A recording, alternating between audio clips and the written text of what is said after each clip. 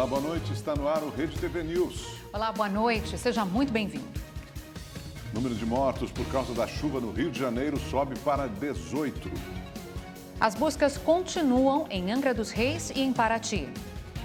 Hoje, o presidente Jair Bolsonaro sobrevoou a região afetada junto com o governador do estado. O corpo de Lígia Fagundes Telles é velado e cremado em São Paulo. A escritora morreu neste domingo aos 98 anos. O economista Adriano Pires desistiu oficialmente de assumir a presidência da Petrobras. E essa informação foi confirmada agora há pouco pelo Ministério de Minas e Energia. Vamos então ao vivo a Brasília conversar com a repórter Mônica Vieira, que tem mais detalhes a respeito desse assunto. Mônica, boa noite. O economista explicou por que desistiu do cargo? Explicou sim, viu, Milena? Boa noite para você, boa noite para o Augusto e para todos que nos acompanham. Olha só, Adriano Pires, ele enviou uma carta ao ministro de Minas e Energia, Bento Albuquerque. No documento, ele afirmou que logo que recebeu o convite para assumir a presidência da Petrobras, deu início aí aos procedimentos para assumir o cargo e que a principal medida seria se desligar do Centro Brasileiro de Infraestrutura. É uma consultoria que ele criou há cerca de 20 anos. Adriano Pires percebeu que não conseguiria deixar aí a empresa em tão pouco tempo e, por isso, não terá condições de assumir o cargo. Ele agradeceu o convite e reafirmou o compromisso de continuar a luta aí pelo desenvolvimento do mercado de óleo e gás.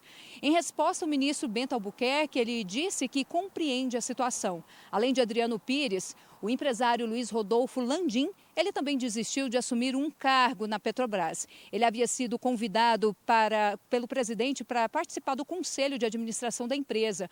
Mas ontem ele encaminhou uma carta em que ele não seria possível ele conciliar o cargo da presidência do Flamengo, que é prioridade para ele agora, e o comando aí do clube. O governo ainda não anunciou possíveis substitutos para Adriano Pires e Rodolfo Landim. Mônica Vieira de Brasília, para o Rede TV News. Começou hoje a campanha nacional de vacinação contra a gripe. 80 milhões de doses foram disponibilizadas no Sistema Único de Saúde em todo o país. Em Belo Horizonte, muita gente procurou os locais de vacinação espalhados pela cidade. Teve até fila de carros. A previsão da Prefeitura da capital mineira é vacinar cerca de 72 mil idosos acima de 80 anos. Eu tomo todas as doses. Estou sempre em dia com o cartão e tudo. Em BH, além da vacina contra a gripe, os idosos também podem tomar, a partir de hoje, a 4ª dose contra a Covid. Menos uma preocupação e um problema já resolvido, porque eu já estava programando e hoje eu fui surpreendido de poder tomar as duas juntas. No Rio de Janeiro, a meta da Prefeitura é vacinar 1.800.000 idosos, cerca de 90% do público-alvo. Essa campanha é de suma importância para a gente conseguir reduzir as comorbidades referentes à gripe, assim como as internações e os óbitos. No Recife, devem ser imunizadas mais de 3 milhões de pessoas. 80 milhões de doses da vacina influenza trivalente foram produzidas pelo Instituto Butantan. Segundo o Ministério da Saúde, a fórmula é atualizada e o imunizante é eficaz contra as cepas H1N1, H3N2 e tipo B. A meta do Ministério da Saúde é imunizar cerca de 76 milhões de pessoas em todo o país até o dia 3 de junho, quando acaba a campanha nacional de vacinação contra a gripe. A imunização será dividida em 2 etapas. Em Brasília, após o evento que marcou o início da campanha, o ministro da Saúde, Marcelo Queiroga, disse que espera que a cobertura vacinal seja ampla em todo o Brasil. O Brasil ele mostrou a sua capacidade de vacinação, né? Basta ter vacina, as vacinas chegarem, que nós conseguimos distribuir e aplicar essas vacinas com a população que tem uma grande adesão a essas campanhas. De hoje até o dia 2 de maio, serão vacinados idosos com 60 anos ou mais e trabalhadores da saúde. Na segunda etapa, de 3 de maio a 3 de junho, crianças de 6 meses a menores de 5 anos, além de gestantes, puérperas, indígenas, pessoas com comorbidades, com deficiência permanente, professores, entre outras categorias prioritárias. No Ceará, além da gripe, a vacina contra o sarampo também entrou na campanha, seguindo 2 etapas. Primeiro os profissionais de saúde até o dia 30 de abril.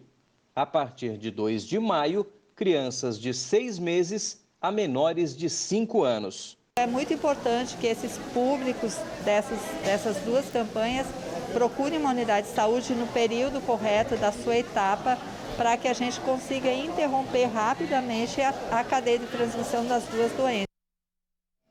Os estudantes de baixa renda que vão participar do Enem, o Exame Nacional do Ensino Médio, têm até o próximo dia 15 para pedir isenção da taxa de inscrição. O prazo para fazer o pedido começou hoje. Tem direito à isenção quem estudou todo o ensino médio em escola da rede pública ou como bolsista integral na rede privada e que tenha renda menor do que R$ 1.820 por pessoa da família. Os pedidos devem ser feitos na página do participante. O estudante que faltou ao exame no ano passado e quer pedir a isenção para este ano deve apresentar justificativa da ausência no mesmo prazo. Os resultados dos pedidos serão divulgados no dia 22 de abril e quem não tiver o pedido aceito poderá apresentar recurso entre os dias 25 e 29.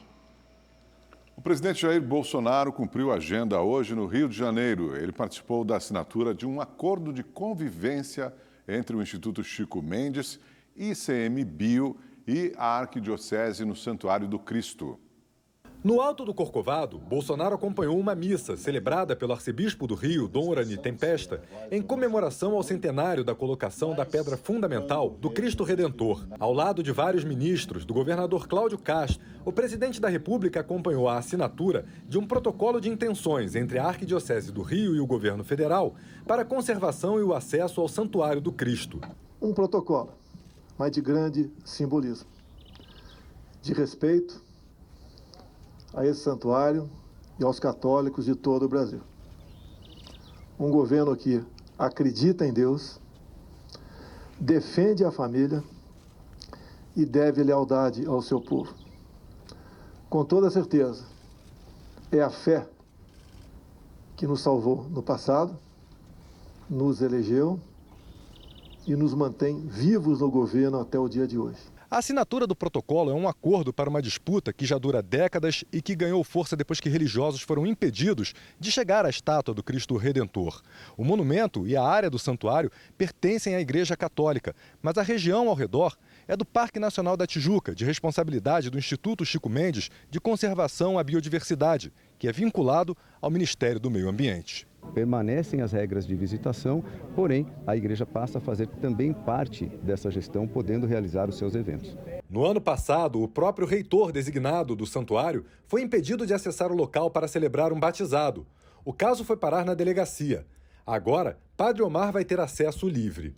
E a ideia agora é não fechar mais a Capela do Cristo, viu? A capela vai ficar aberta 24 horas, a gente vai ter sempre vigílias com grupos agendados. Na mesma cerimônia, o Ministério da Economia e a Prefeitura do Rio assinaram um acordo para a regularização de terrenos no Complexo da Maré, na Zona Norte, e para a doação de um terreno do governo federal na comunidade Parque Alegria. Por que ficar apenas na transferência de renda para os mais frágeis? Por que não reduzir mais aceleradamente os graus de desigualdades no país, transferindo propriedade, muitas vezes mal tratada em nossas mãos, com deficiências de gestão, como assistimos em governos passados? À tarde, Bolsonaro sobrevoou Angra dos Reis, no sul fluminense.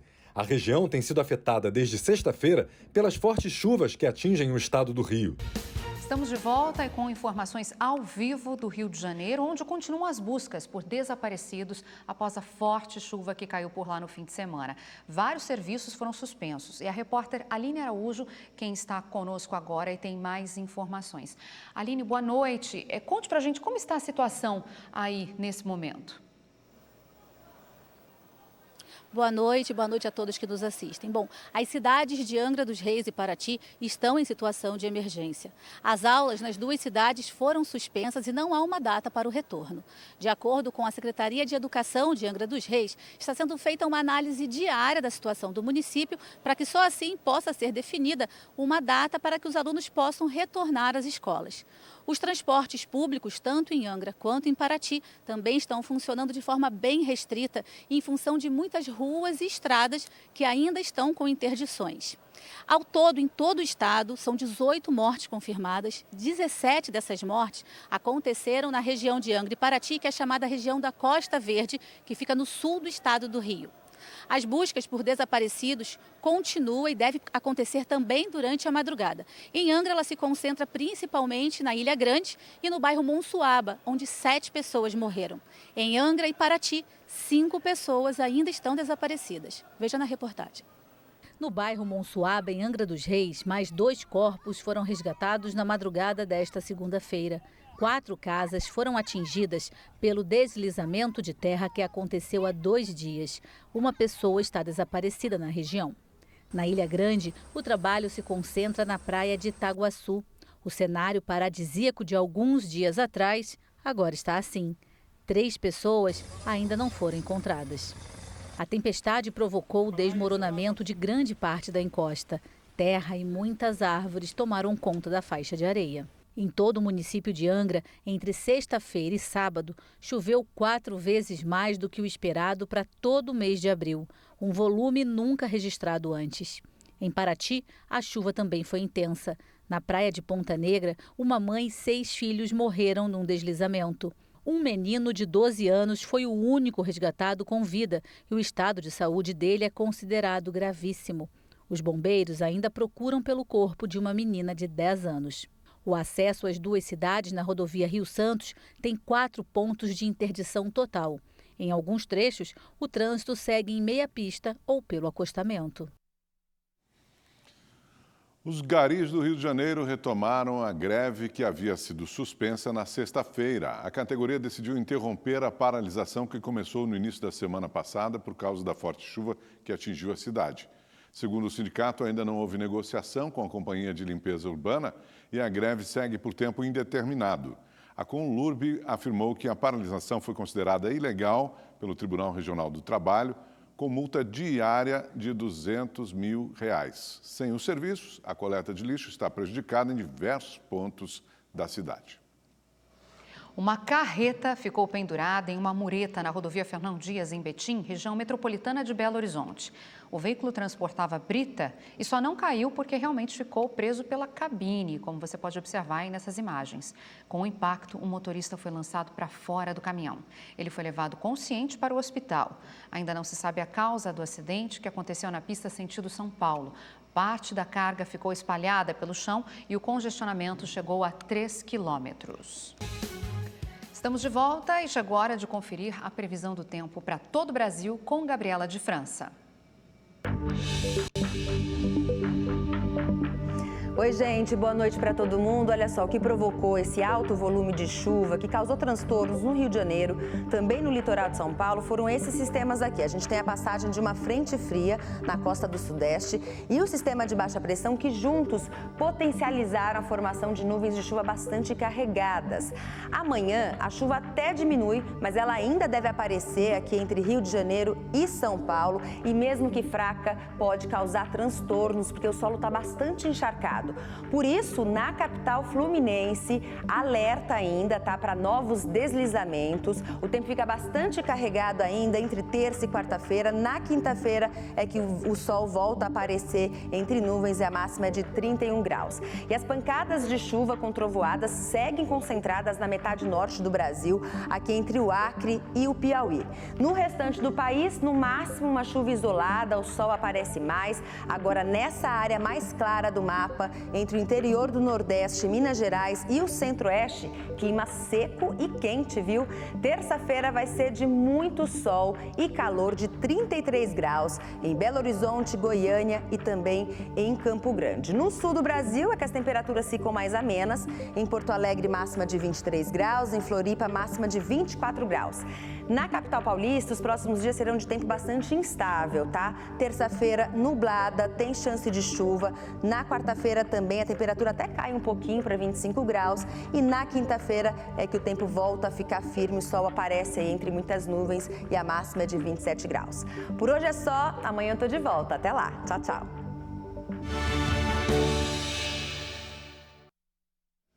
O PDT oficializou hoje a pré-candidatura do ex-prefeito de Santana de Parnaíba, Elvis César, ao governo do estado de São Paulo. O ato contou com a presença do pré-candidato à presidência da República, Ciro Gomes, e do presidente do partido, Carlos Lupe.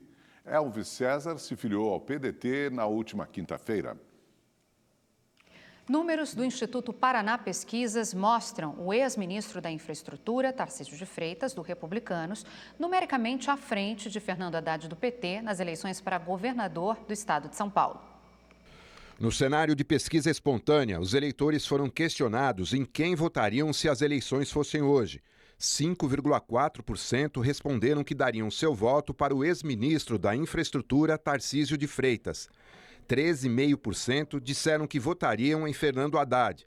O ex-governador de São Paulo, Márcio França, do PSB, ficou em terceiro lugar nas intenções de voto com 1,8%.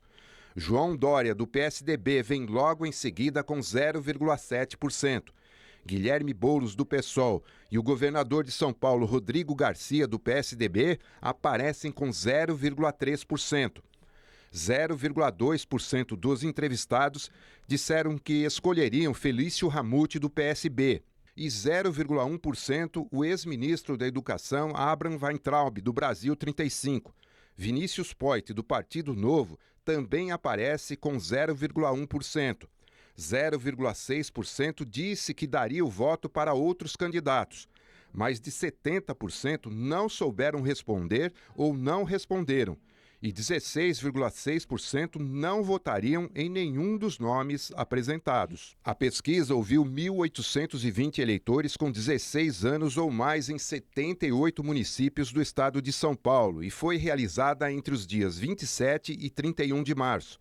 A margem de erro é de 2,3 pontos percentuais para mais ou para menos. O levantamento foi solicitado pela corretora BGC Liquidez. O dólar fechou o dia hoje com uma queda de 1,27%, ficou cotado a R$ 4,60. Entre os motivos estão o ganho de força das moedas de países exportadores de commodities e o patamar alto dos juros básicos da economia brasileira. Esse foi o menor resultado desde o início da pandemia, em 4 de março de 2020, quando a moeda encerrou o dia cotada a R$ 4,58. O presidente Jair Bolsonaro repercutiu nas redes sociais o protesto de movimentos políticos ocorridos no sábado, que resultou na invasão de supermercados. Os atos foram registrados em pelo menos 10 estados. O protesto foi planejado com antecedência pelas redes sociais. Os manifestantes ocuparam este supermercado. De outro ângulo, a moradora flagrou o momento da invasão e com indignação. Olha que absurdo, invadindo extra. É possível ver os manifestantes com camisas e bandeiras vermelhas correndo para o interior do prédio. Os policiais tentam impedir, mas são minoria. Este outro vídeo mostra os invasores já no interior do supermercado. De acordo com a Polícia Militar, o ponto de encontro foi na Praça da Sé, no centro da cidade, com destino à Assembleia Legislativa. No entanto, no caminho, os ativistas invadiram o supermercado e exigiram que o grupo responsável pelo estabelecimento doasse 6.000 cestas básicas. Após negociar com policiais, eles embarcaram em veículos fretados que já aguardavam no local e foram embora. O presidente Jair Bolsonaro se pronunciou sobre a manifestação nas redes sociais. Ele citou os grupos que participaram do ato: Movimento de Luta nos Bairros, Vilas e Favelas, Unidade Popular 80 pelo Socialismo, União da Juventude e Rebelião e Movimento de Mulheres Olga Benário Brasil. A reação na internet foi imediata. Vândalos, sempre vândalos, escreveu um internauta. Me perdoem os ativistas, mas isto não é manifestação, presidente. É baderna, vandalismo, roubo e desordem, desabafou outro. No Recife, cerca de 50 pessoas ligadas ao movimento de luta por moradia também invadiram um supermercado. A loja ficou fechada para clientes por 2 horas. A polícia militar foi chamada para negociar. Um homem gravou a conversa com um dos ativistas. Vocês são o quê? Sem terra, sem teto? A gente é lutadores pela moradia. Hã? Lutadores pela moradia. Telefone bonitão, hein? Do seu alto trabalho, entendeu? E invadiram por quê? A gente não invadiu não, a gente tá lutando por cesta básica. É? Há uma clara diferença entre protesto e vandalismo. Esses manifestantes devem responder na justiça pelos crimes que cometeram. O quarto suspeito de participar do assassinato do secretário de Segurança Pública de São José dos Pinhais, na região metropolitana de Curitiba, foi preso em São Paulo. O jovem de 19 anos foi encontrado em Paraisópolis, a segunda maior favela da cidade. Outros 3 suspeitos já estão presos. O crime aconteceu no dia 6 de março, na Marginal Pinheiros, na zona sul da capital paulista. Ricardo Cush estava de moto quando foi abordado pelos criminosos. Ele foi morto com 2 tiros e teve a arma roubada. Cush tinha vindo a São Paulo para renovar o visto de entrada nos Estados Unidos. A Polícia Civil do Rio de Janeiro deflagrou a Operação Arian contra os sócios de um negócio suspeito de organizar pirâmides financeiras. A empresa, com sede em Niterói, também oferecia mediação de investimentos em criptomoedas, com a promessa de ganhos de até 30% ao mês. Em menos de um ano, o grupo teria movimentado cerca de 200 milhões de reais. Os donos da Alfa Consultoria, que teriam enganado pelo menos 2.000 clientes em todo o país, estão foragidos. Um menino de 1 ano e 6 meses morreu após cair do 10º andar de um prédio na cidade de Parnamirim, na região metropolitana de Natal, neste domingo. Segundo a polícia, a criança teria caído da janela do quarto, que não tinha tela de proteção. A família mudou recentemente para o condomínio e a suspeita inicial é de que tenha sido um acidente. O caso é investigado. Agora vamos a alguns flagrantes de crimes pelo Brasil. Em um bar de Curitiba, um ex-policial foi assassinado. José Augusto Mendes Paredes, de 53 anos, estava com um primo, que também é investigador aposentado da Polícia Civil. Após uma discussão, a vítima é baleada 3 vezes. Os clientes se escondem no fundo do bar. O autor dos disparos, Nimrod Duarte Valente, de 60 anos, foi preso em flagrante. Em Paulo Afonso, no norte da Bahia, um casal foi detido por agredir um médico e quebrar equipamentos de um hospital público. A mulher que acompanhava o paciente teria iniciado a confusão por causa da demora no atendimento. Segundo a polícia, o jovem de 18 anos e a mulher de 46 vão responder por dano qualificado, lesão corporal e ameaça. 2 jovens tentaram invadir um condomínio em um bairro nobre na região central de São Paulo. Eles tocam o interfone, fingem ser moradores, mas o porteiro não libera a entrada. Eles então começam a dar chutes, usam até uma chave de fenda para tentar arrombar o portão. Assim que conseguem abrir, uma comparsa sai de dentro do condomínio. O trio sai correndo. Ninguém foi preso. Mais um caso de feminicídio foi registrado no Rio de Janeiro. Uma mulher de 40 anos foi morta a facadas pelo ex-companheiro na zona oeste da cidade. Ele não aceitava o fim do relacionamento. A vítima já tinha uma medida protetiva, mas que não foi respeitada. Após o crime, o suspeito fugiu, mas ainda é procurado pela polícia. E por falar neste tipo de crime, Minas Gerais foi o estado com o maior número de feminicídios no país ano passado. Em Belo Horizonte, muitas vítimas são acolhidas em uma casa de apoio à mulher, que oferece atendimento policial, jurídico e psicológico. Esta mulher é do interior do Rio Grande do Sul e veio para Belo Horizonte porque não suportava mais a violência do marido. Ela chegou a ser agredida com o filho de 8 meses no colo. Começou a me dar socos, me dar chute, enchi minha cara de tapa e nesse me deu um chute na porta, que eu fui varar na porta da nossa casa com o menino no colo. Se fosse vidro, tinha machucado meu filho todinho, e nesses socos que ele deu, pegou no meu filho. O marido não respeitou nem mesmo uma medida protetiva. Ele chegou a ser preso, mas pagou fiança de R$5.000 e foi solto. A polícia faz o que for para proteger a gente, mas o pessoal lá em cima tem que tirar essas pragas da delegacia para pôr na rua de novo, para fazer com outra mulher, com outra criança. Isso é vergonhoso. Na capital mineira, ela foi acolhida nesta casa de apoio que fica perto da delegacia especializada em atendimento à mulher. Aqui as vítimas podem requerer medidas protetivas, providências criminais e orientações. Além da equipe de policiais, o espaço conta com psicólogos e assistentes sociais. Ela encontrará profissionais capacitados, devidamente orientados para receber essas vítimas da melhor maneira possível. Elas receberão também um atendimento policial, onde poderão ser confeccionados os boletins de ocorrência. Em muitos casos, a violência contra a mulher termina em assassinato. De acordo com o Fórum de Segurança Pública, o Brasil teve 1.319 feminicídios no ano passado. uma ocorrência a cada 7 horas. Segundo o levantamento, o número, apesar de alto, representa uma queda de 2,4% nesse tipo de crime em relação a 2020. Minas Gerais foi o estado com mais feminicídios, 152 no total. São Paulo aparece em segundo lugar, com 136 registros. Francisca sofreu com as ameaças e agressões do ex-marido durante 30 anos. Só quando foi internada com diversos ferimentos, decidiu pedir ajuda. Fiquei sem meu olho direito, mas hoje superei, graças a Deus. É um dia após outro. Agora, ela faz palestras em ONGs e ajuda outras mulheres a dar um basta no ciclo de violência. Eu quero deixar para todas essas mulheres, antes de amar alguém, se ame. Dê o primeiro tapa, tendo sim. Em Goiânia, teve briga e morte. 2 homens foram presos suspeitos de agredir um torcedor adversário em um restaurante. A vítima, que estava com uma camisa da torcida organizada do Goiás, almoçava com a família. Observe que há uma criança ao redor da mesa. De repente, um homem de capacete, torcedor do Atlético Goianiense, entra no estabelecimento e começa a agredir o adversário. Um dos familiares da vítima tenta se defender de outros 2 comparsas usando uma cadeira. A namorada vai defender o companheiro, mas também é agredida com um capacete. Os agressores só param de espancar a vítima quando conseguem retirar a camisa da torcida. Em Aparecida de Goiânia, um torcedor do Goiás morreu após levar uma facada no peito. Imagens de uma câmera de segurança mostram o momento em que o homem atravessa a rua depois de ser ferido.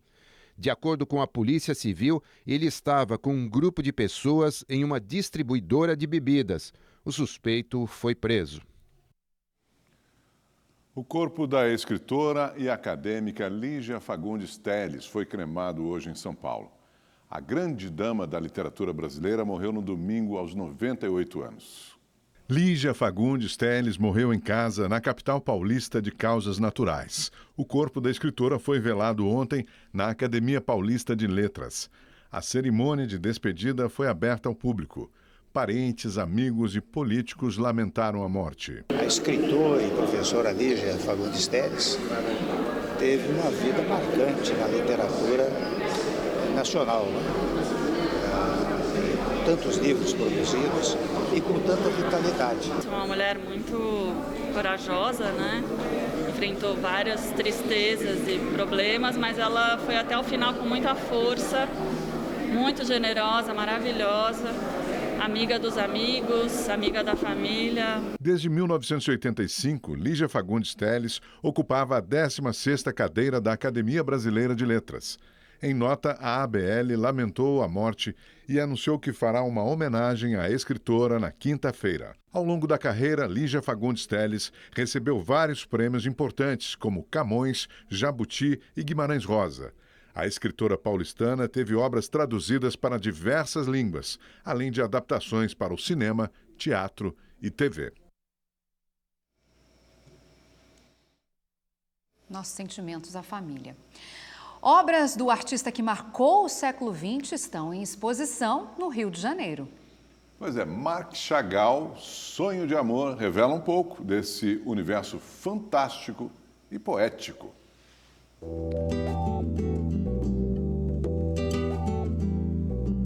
Em tempos de conflito no leste europeu, é da Rússia que vem um pintor que dizia que na vida, assim como na paleta do artista, há somente uma cor que dá sentido à vida e à arte: a cor do amor.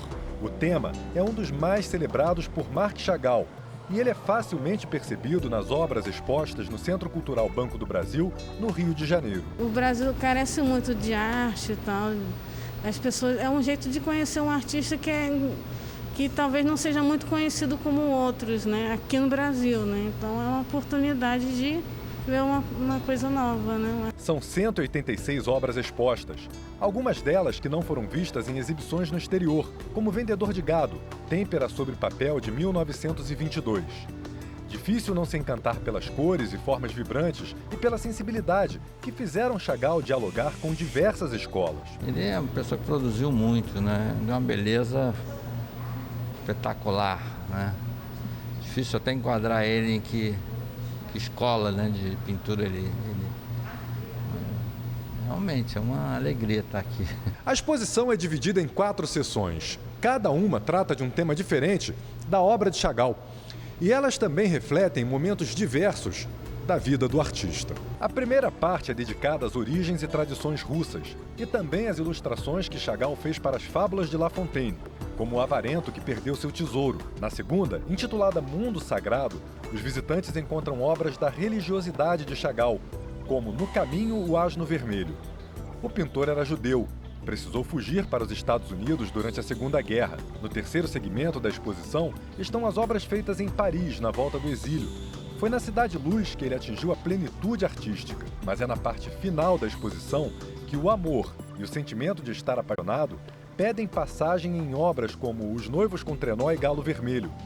Os animais eram outra paixão de Chagall, que teve vida marcada pela origem humilde e pela necessidade de se mudar diversas vezes. Ele nunca teve valores bélicos, os valores dele são os valores de amor e de esperança.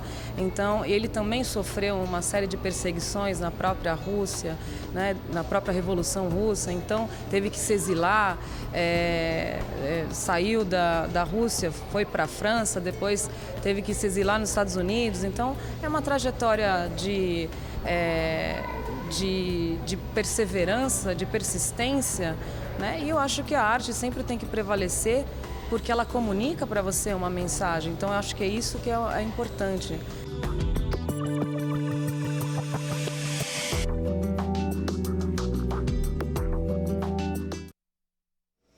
A mostra Marc Chagall, Um Sonho de Amor, fica aberta ao público do Rio de Janeiro até o dia 6 de junho e depois segue para o Distrito Federal. E o Rede TV News desta segunda-feira fica por aqui. Uma ótima noite para você. Boa noite, boa semana para você. Até amanhã.